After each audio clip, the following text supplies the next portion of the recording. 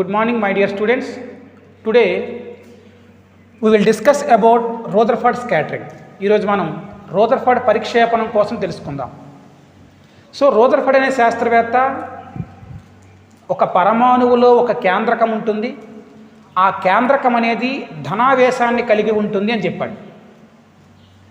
ఆ కేంద్రకం అనేది ధనావేశం కలిగి ఉంటుంది అని చెప్పడానికి ఆల్ఫా కణాన్ని ఒక బంగారు రేఖపై పతనం చెందించి పరిక్షేపణ ప్రయోగం సహాయంతో ఆ కేంద్రకం అనేది ధనావేశాన్ని కలిగి ఉంటుంది అని చెప్పాడు.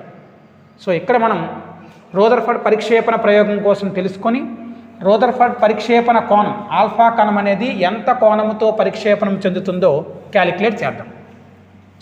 So let us consider a nucleus of charge Ze is stationary at n అనే బిందువు వద్ద Ze ఆవేశము గల ఒక కేంద్రకం అనేది స్థిరముగా ఉంది అనుకుంటాం.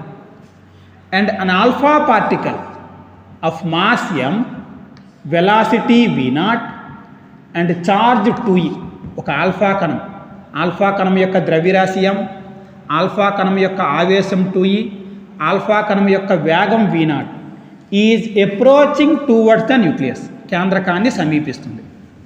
సో ఎప్పుడైతే కేంద్రకాన్ని సమీపిస్తుందో కేంద్రకము యొక్క ఆవేశము ధనావేశము, ఆల్ఫా కణము యొక్క ఆవేశము ధనావేశం కాబట్టి ఆల్ఫా కణం అనేది ACB అనే ఒక అతి పరావలయ మార్గాన్ని అనుసరిస్తుంది.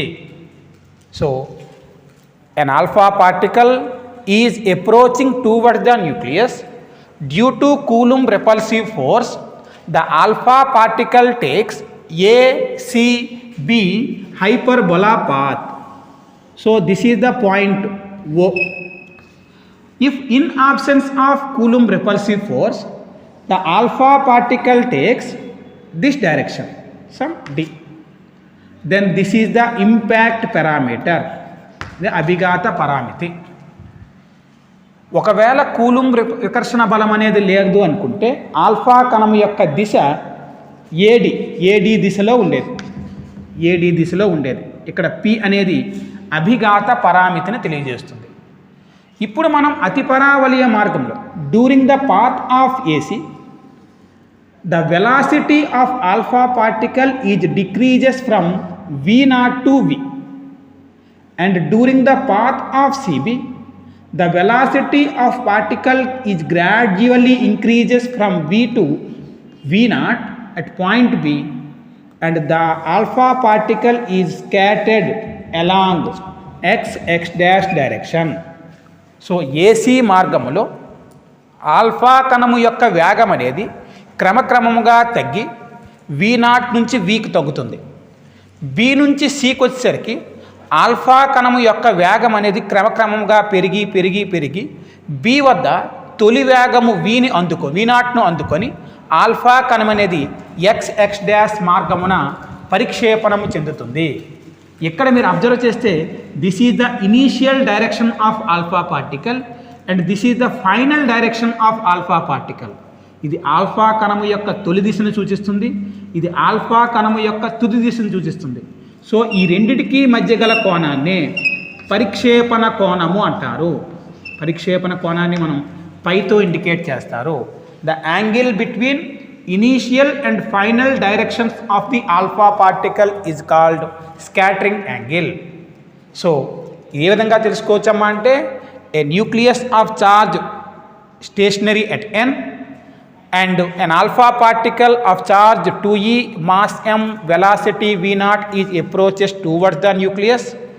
Due to Coulomb repulsive force, alpha particle takes ACB hyperbola path, and during the path AC, due to high Coulomb repulsive force, the particle velocity is gradually decreases from v0 to V, and due to low Coulomb repulsive force along CB path, the alpha particle velocity is gradually increases and finally it attains its initial velocity.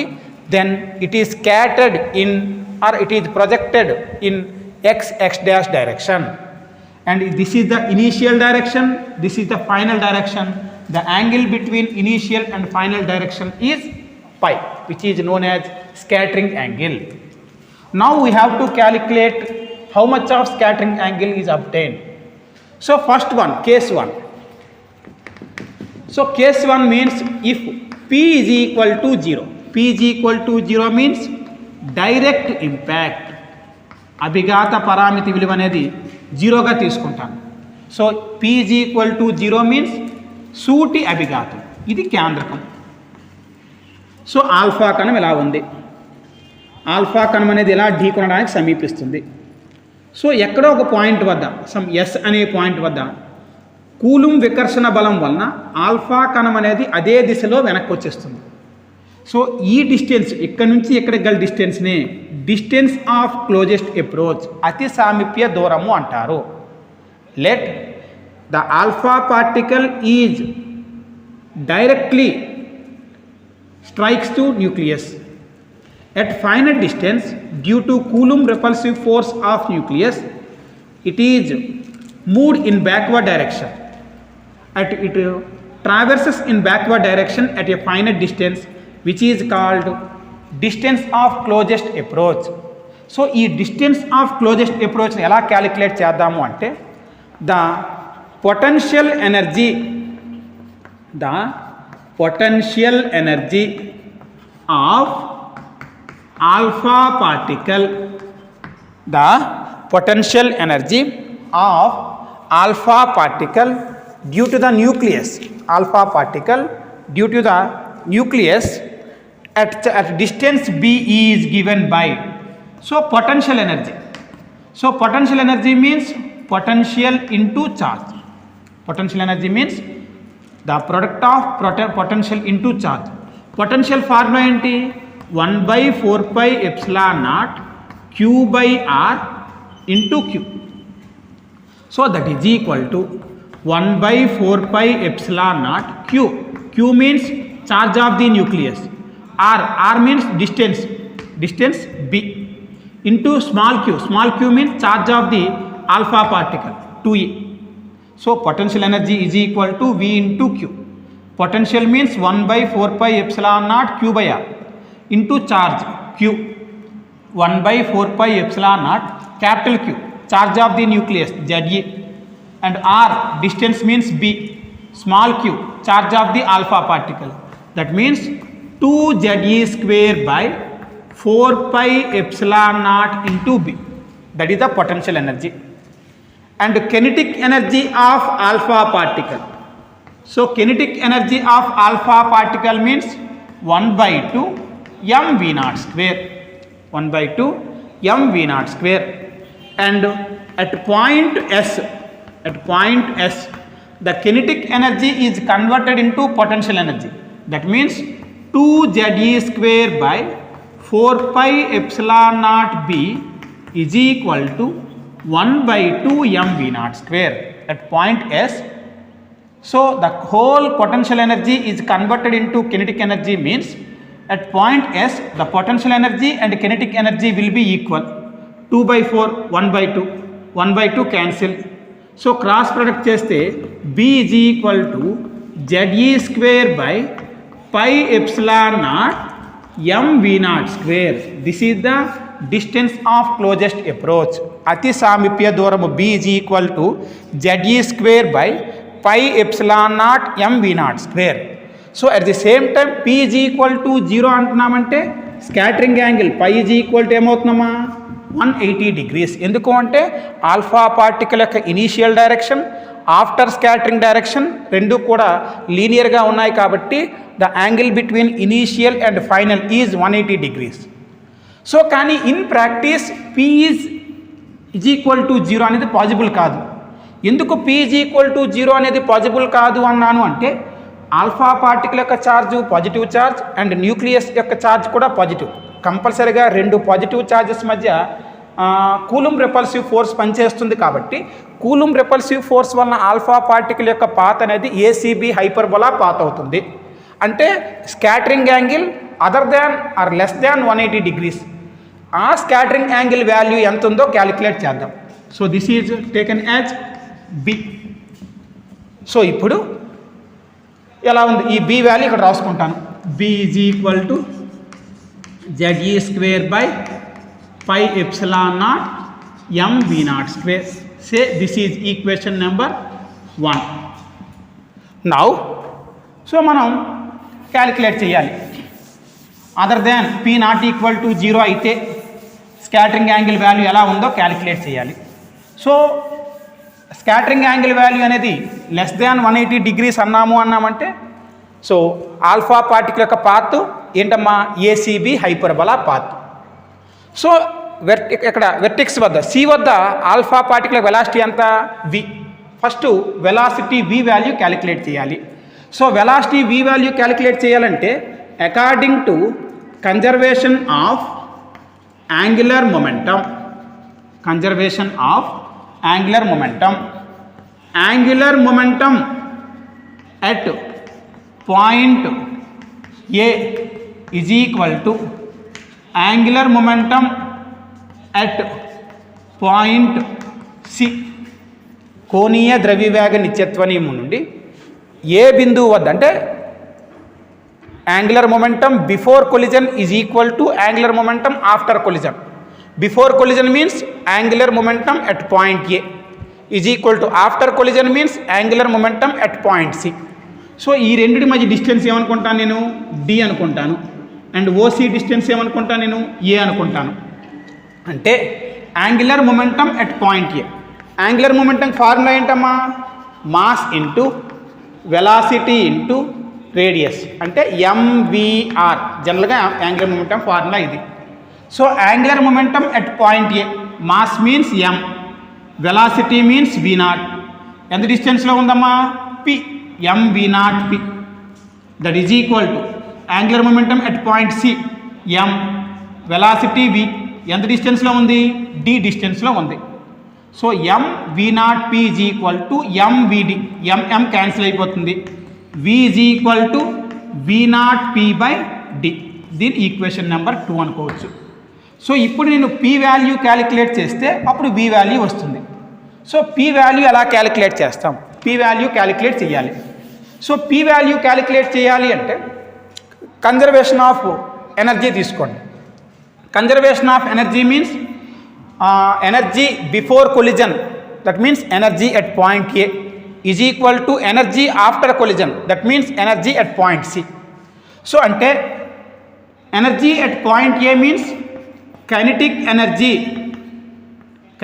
Energy at point A is equal to 1/2 MV0 square and potential energy at point A is equal to 0. ఇక kinetic energy at point C is equal to 1/2 MV square. Potential energy at point C is equal to potential formula ఏంటి? So VQ nothing but 1/4 pi epsilon naught Q by R into Q. That means 1/4 pi epsilon naught Q అంటే ZE, Q అంటే 2E అంటే 2 ZE square by R. ఎంత డిస్టెన్స్లో ఉందమ్మా D. That is equal to 2 ZE square by 4 pi epsilon naught into D. So potential energy at point C అంటే ఇందాక direct calculate చేసాము, B ప్లేస్లో D వేయడమే.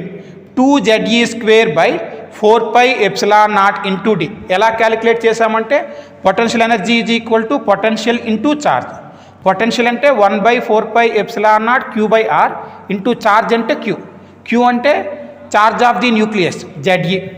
స్మాల్ q అంటే charge of the alpha particle 2e into ZE 2 ZE square. And R అంటే distance, ఎంత డిస్టెన్స్లో ఉంది D డిస్టెన్స్లో ఉంది కాబట్టి 1/4 pi epsilon naught into 2 ZE square by D. So ఇప్పుడు according to conservation of energy ఏ రాసుకోవచ్చమ్మా? Energy at point A is equal to energy at point C. Energy at point A means kinetic energy plus potential energy అంటే 1/2 MV0 square. So వేరే రాద్దాం. So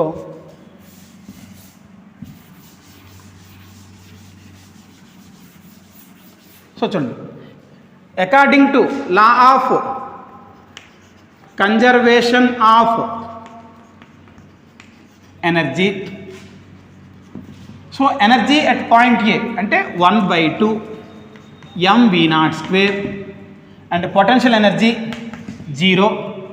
energy at point C అంటే kinetic energy 1/2 mv². Potential energy 2ze²/4πε0 into d. So energy at point A is equal to energy at point C. That means energy before collision is equal to after collision. So calculate చేస్తే 1/2 2/4 1/2 cancel అయిపోతుంది. m so డినామినేటర్లోకి m వస్తుంది. అంటే ఏమొస్తుందమ్మా, v0² is equal to v² plus ze²/πε0 m into d. m వేసుకోవచ్చమ్మా. So mతో divide చేస్తాను. So అంటే v0² is equal to v² plus ze²/πε0m. ze²/πε0m plus నేను రాసుకోవచ్చమ్మా bv0²/d. ze²/πε0m b is equal to ze²/πε0m v0². అంటే ఈ ప్లేస్లో bv0² రాసేవచ్చు. అంటే v² is equal to v0² minus bv0²/d. So v² is equal to v0² common తీస్తే 1 minus b/d. And v² ప్లేస్లో ఇందాక already వచ్చింది v is equal to ఎంత వచ్చిందమ్మా, v0p/d వచ్చింది. సో v ప్లేస్లో v0p/d సబ్స్టిట్యూట్ చేస్తే v0² p²/d². v0² p²/d² is equal to v0² into ఏమవుతుంది, d మైనస్ b/d అవుతుంది. సో ఒక d v0² క్యాన్సిల్ అయిపోతుంది. ఏమి మిగిలిందమ్మా, p is equal to d into d minus b. p² is equal to d ఒకటి వెళ్తే p² is equal to d into d minus b. So ఏమని వచ్చిందమ్మా, p² is equal to ఏమొచ్చింది, d into d minus b. Equation number 2 అనుకోండి. So conservation of energy నుండి energy before collision is equal to energy after collision. Energy before collision is equal to after collision చేస్తే p² is equal to d into d minus b వచ్చింది. ఇప్పుడు మనం ఏం calculate చేయాలి, d value calculate చేయాలి. So calculate చేస్తే మనకి scattering angle వాల్యూని డిరైవ్ చేయొచ్చు. d వాల్యూ క్యాలిక్యులేట్ చేయాలి. సో ఇక్కడ వరకు ఒక ఎత్తు అయితే ఇక్కడ నుంచి ఎసెంట్రిసిటీ ప్రాపర్టీస్ కావాలేమో. సో d వాల్యూని క్యాలిక్యులేట్ చేయాలి అంటే హైపర్బోలా, అది హైపర్బోలా పాత్ కాబట్టి from the properties of hyperbola, from the properties of hyperbola అతి పరావలయ ధర్మాల నుండి eccentricity is equal to secant theta. So అతి పరావలయ ధర్మాల నుండి eccentricity is equal to secant theta. And focal length నాభ్యాంతరం, focal length ON is equal to OC into E. ON is this is the focal length. Focal length ON is equal to OC into E. That is equal to OC means A, E means secant theta. So అంటే ON is equal to A secant theta.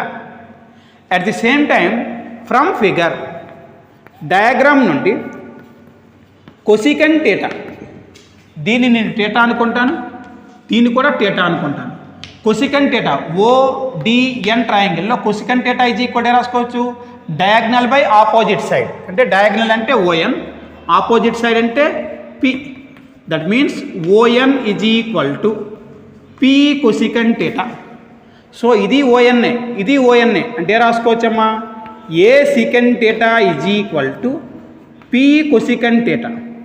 అంటే A is equal to p cosecant theta by secant theta. So cosecant theta means 1 by sin theta. 1 by secant theta means cos theta. That is equal to ఏమవుతుందమ్మా అంటే p cot theta అవుతుంది. a is equal to p cot theta అవుతుంది. కానీ మనం calculate చేయాల్సిన value ఏంటి? d value calculate చేయాలి. So d value calculate చేయాలి అంటే ఫ్రమ్ ఫిగర్ డయాగ్రామ్లో nc is equal to on plus oc. nc is equal to on plus oc. So nc means d, on means ఏ రాసుకోవచ్చమ్మా a secant theta, oc means ఏ రాసుకోవచ్చమ్మా a.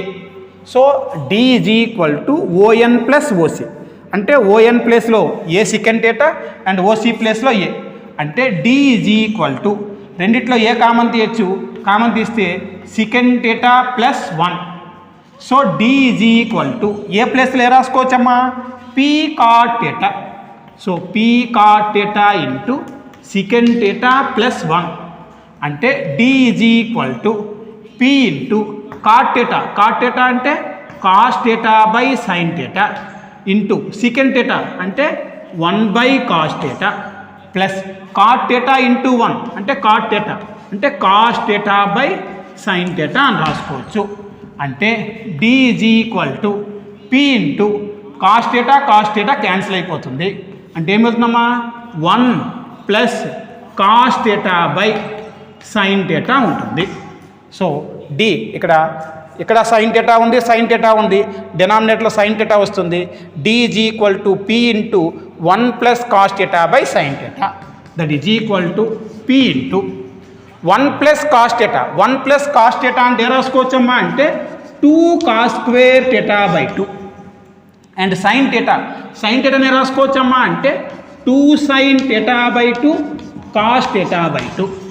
So 1 plus cos theta అంటే 2 cos square theta by 2 and sin 2 theta formula 2 sin theta cos theta. ఇక్కడ sin theta ఉంది కాబట్టి 2 sin theta by 2 cos theta by 2. 2 cancel, cos theta by 2 cancel అంటే p into cos theta by 2 by sin theta by 2 అంటే d is equal to ఏమొస్తుందమ్మా p cot theta by 2 వస్తుంది. ఇది d value. అంటే d value ఏమొచ్చిందమ్మా p cot theta by 2. ఈ d వాల్యూని ఇక్కడ సబ్స్టిట్యూట్ చేస్తే మనకు టోటల్ వాల్యూ వస్తుంది అండి. సో మనం from the properties of hyperbola ధర్మాల నుండి మనం d వాల్యూ క్యాలిక్యులేట్ చేసాము. d వాల్యూ ఎంత వచ్చిందమ్మా p cot theta బై 2 వచ్చింది. ఇప్పుడు సబ్స్టిట్యూట్ చేద్దాం.